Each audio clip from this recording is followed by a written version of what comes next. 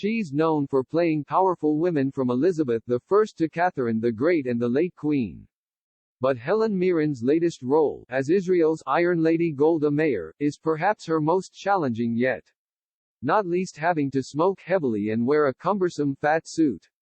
A regular poster girl for on-screen silver fox-ed glamour, Dame Helen Mirren is currently to be seen in a very different light, dowdily dressed and overweight, with heavy jowls and frizzy grey hair, dark circles surrounding her eyes, a lit cigarette never far from her fingers.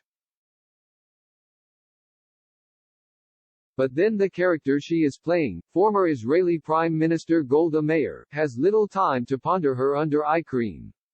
Dame Helen's new historical film Golda shows in brutal detail the challenges encountered by the iconic Iron Lady of Israeli politics, as she faced the trials and responsibilities of leading her nation through the 1973 Yom Kippur War against a coalition of Arab states led by Egypt and Syria.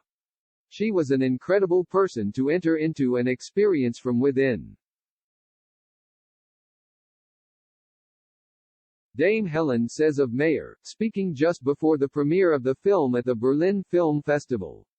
"I came away from it with the deepest admiration for her, and indeed, a love for her. She was extraordinarily brave and with a commitment to Israel that was total.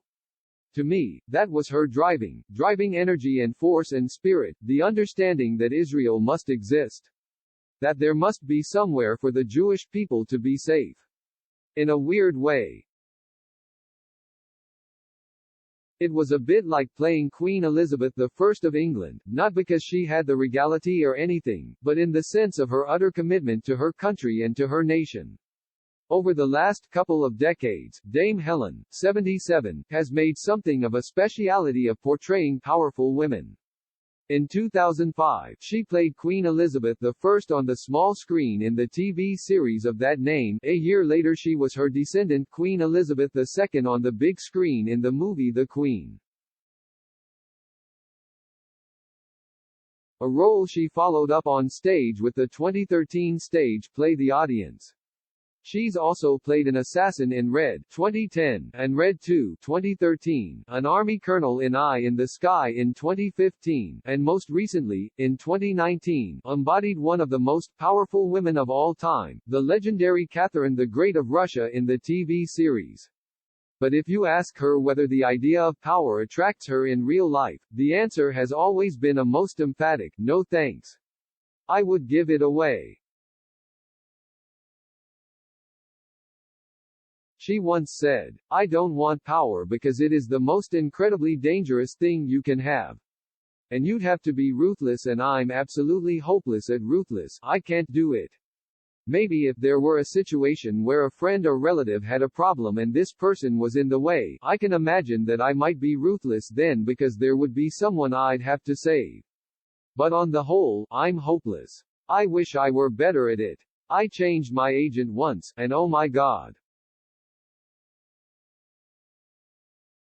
I was in fits about it for years." Nevertheless, the roles of powerful women seem to come to her, and she admits that, having played so many over so many years, the question of what makes a woman powerful is something she has pondered long and hard. "I think powerful women are different from powerful men because they're always conscious of the fact that they're coming from behind, if you like. They have the feeling that this is not going to be given to them on a plate. They're going to have to fight and work for it. There's a masculine thing that if someone's pushing you, you go against it and push back. Whereas a woman will go, okay, fine, I'll go around the corner and do it this way instead." So maybe women have more of an ability to negotiate with what gets thrown at them, rather than pushing like a bull through it.